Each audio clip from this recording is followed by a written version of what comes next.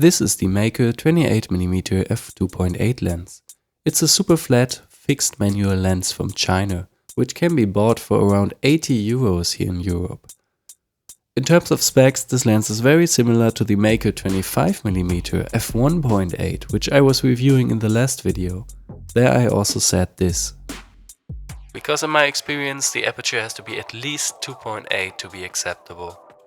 So the aperture of up to 2.8 was not usable at all, which forced me to check the aperture ring almost every time with my eyes to make sure I'm really getting a sharp image with an f2.8 or higher. Because of this problem, I decided to also buy this lens, to test both and compare them. You are watching a little sick aspiring Alex on his journey to find a new lens. This is my opinion about the Meike 28mm f2.8. Once opened, the package houses typical small accessories. A microfiber cloth, some paper and a little lens bag, which even has a small compartment for the cap. The build quality of this lens is great. Everything is made out of metal and the rings are super smooth. The aperture ring has a nice weight to it, which can prevent the aperture to change while the camera is in the bag.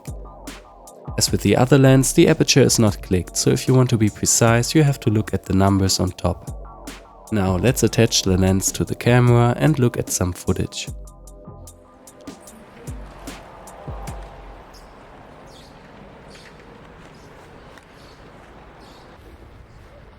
Right away, what I notice is the high amount of vignette at the borders. This can definitely create a nice certain look, but it also tells us that the lens is surely not the most neutral, and when you want your image to be evenly lit, you have to do some post-processing. What I really like is the image contrast and the separation of things. Images feel very clear and have a neat style. At open aperture, the middle of the frame is like a spotlight. Another big plus point for me is the sharpness. Even the widest aperture of 2.8 is already super sharp and produces a nice and smooth bokeh or background blur. This lens definitely needs some light in order to produce bright images.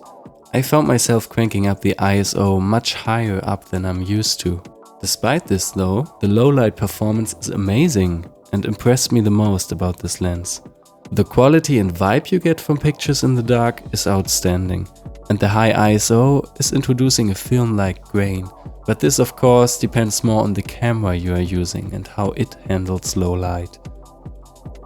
Here's another thing I really love. Look how gloomy and greasy the lens can get when there are strong light sources in the frame. This is a very thick light and it almost looks a bit like shot on film. The overall handling of the lens is good, but I wish the focus ring would be a little bigger. Luckily the aperture ring is so close to the camera that I'm never touching it while focusing. In conclusion, I can say that I really like this lens. It has a strong character and it creates its own kind of images. But if you want more neutral footage for editing or matching with your other lenses, this one might not be for you.